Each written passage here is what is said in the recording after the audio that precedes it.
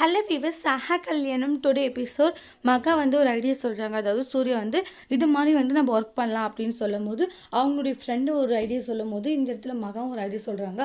மகாவுடைய idea வேண்டான்ற மாதிரி சொல்லுவாங்க. ஏன்னா மகா இது மாதிரி சாரீ கட்டிட்டு அந்த ஜுவல்லரி எல்லாம் போட்டுட்டு இருந்தால் அது பார்க்க ஒரு மாதிரி லுக் வைஸாக சூப்பராக இருக்கும் அப்படின்ற மாதிரி நம்மளுடைய மகா சொல்கிறாங்க. ஆனால் சூர்யா அதை ஒரு துளி அளவு கூட எடுத்துக்கிறதுல இல்லை, அது வேண்டாம் கேன்சல் பண்ணிடுறாங்க.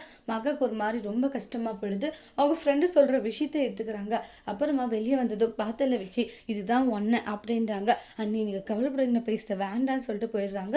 அதுக்கப்புறமா ப்ரோ நீ பண்ணிட்டு இருக்கிறது ரொம்ப தப்புன்றாங்க. டே என்னடா பாவம் மகானியோடைய மனசு எந்த அளவு கஷ்டப்பட்டு இருக்கும், நீ ஏன் ப்ரோ அவங்கள பற்றி யோசிக்க மாட்டேங்கிற? அவங்க சொன்ன அந்த ஐடியாவும் சூப்பராக தானே இருந்துச்சு, அந்த ஐடியா நல்லால நீ சொல்லிட்டு அதை கேன்சல் பண்ணிட்டு இருக்க ப்ரோ. அதை விட நீ ரொம்பவே தப்பாக போயிட்டு இருக்க. ஃபஸ்ட்டு அந்த அண்ணி சொன்ன விஷயத்த யோசிச்சு பாரு, அதுக்கப்புறமா பிளான் பண்ணுன்ற மாதிரி சொல்லிட்டு போயிடுறாங்க.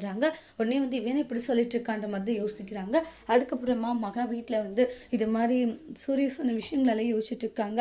அவருக்கு வர வர சுத்தமாக எனக்கு கண்டாலே பிடிக்கவே மாட்டேங்குது போல அப்படின்ட்டுலாம் ஃபீல் பண்ணுறாங்க. உடனே ஐஸ்வர்யா வராங்க. மகா என்னாச்சு? ஒன்றும் இல்லைக்கா சொல்லி என்னாச்சுன்னு உடனே அதுக்கப்புறம் நடந்த எல்லா ஸ்டோரியுமே சொல்கிறாங்க. என்ன இப்படியெல்லாம் நடந்துச்சு? ஆமாக்கா வர வர அவர் ரொம்ப பண்ணிட்டுருக்காருக்கா, அவர் பண்ணுற விஷயங்களே எனக்கு ரொம்பவே கஷ்டமாக இருக்குது. சரிம்மாக்கா இதுக்கெல்லாம் நீ ஃபீல் பண்ணலாமா அக்கா? வேறு எப்படிக்கா இதுக்கெல்லாம் ஃபீல் பண்ணாத இருக்க முடியுமா? சரி நான் ஒரு ஐடியா வச்சுருக்கேன்னு சொல்கிறாங்க. நீ இப்படி ரெடி ஆகிறத விட நான் சொல்கிற மாதிரி ரெடி ஆகு, எனக்கு சூப்பர் ஐடியா இருக்குன்ட்டு ஐஸ்வர்யா சூப்பர் பிளான் போட்டுட்டு இருப்பாங்க. அதுக்கப்புறமா இந்த இடத்துல ராஜலக்ஷ்மி அத்தை இது மாதிரி செலவாயிருக்கு, இப்படியெல்லாம் நடந்திருக்கு அப்படின்ற மாதிரி சொல்கிறாங்க. சரி ஓகே ராஜலக்ஷ்மின்றாங்க. உடனே வேணும்னே சித்ரா என்ன பண்ணுவாங்கன்னா எல்லாமே அவங்களே பார்த்துக்கணும்னு இருக்கா என்ன, குத்துசாவி அவங்கக்கிட்ட தான் இருக்குது, அவங்களே சுமந்துக்கிறாங்க எல்லாம் அப்படின்றாங்க. சித்ரா உங்களுக்கு என்ன பிரச்சனை? கிச்சனை கேட்டால் கொடுத்துட்டேன், இப்போ இந்த குத்துசாவியை கொடுக்கணும், இந்த குத்துசாவி கொடுத்து இந்த வீட்டை பொறுப்பி நீ பார்த்துக்கணும் அவ்வளோதானே. சரி அதே ஒரு ஆள்கிட்ட நான் கொடுத்துட்றேன் அப்படின்ற மாதிரி சொல்கிறாங்க. இப்போ நம்ம நினச்ச மாதிரி நடந்துச்சுன்னு சந்தோஷப்பட்டுட்டு இருப்பாங்க. மேடம் இது மாதிரி ஆர்டர் அப்படின்றாங்க. அதுக்கப்புறமா பேரை பார்க்குறாங்க. கௌதம் ஷாக் ஆகுறாங்க. சித்ரான்னு போட்டு இருக்கு, நான் எதுவும் பண்ணலையே அப்படின்றாங்க. அது நீங்கள் ஆர்டர் பண்ணலத்த, அது நான் ஆர்டர் பண்ணதுன்றாங்க. நான் தான் உங்களுடைய ஃபோனை எடுத்து ஆர்டர் பண்ணேன்றாங்க. இப்போ அதுக்கு அமௌண்ட்டு நீங்கள் தான் பே பண்ண மேடம்ன்றாங்க.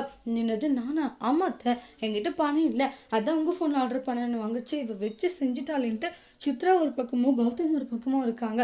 இதெல்லாம் தேவையானது. மகாவை பார்த்து ஒருத்தர் நீ ஒன்றுத்துக்குமே வேஸ்ட்டு, நீ எதுக்குமே சரிப்பட்டு வர மாட்டா அப்படின்னாலும் ஒருத்தர் சொல்லிட்டாங்களா, நீ எதுக்குமே யூஸ் இல்லைன்ற மாதிரி ஒருத்தர் சொல்லிட்டாங்க. யாருன்னு கேட்கும் போது அது யாரும் சொன்னாங்க. அதனால தான் இதெல்லாம் மகாவுக்கு தேவையானது. இப்போ மகாவை நான் எப்படி ரெடி பண்ணி கூட்டிகிட்டு வரேன்னு மட்டும் பாருங்கன்னு சொல்லிட்டு அங்கே இருக்கிற எல்லாமே எடுத்துகிட்டு மகாவை கூட்டிகிட்டு உள்ளே போயிடுறாங்க.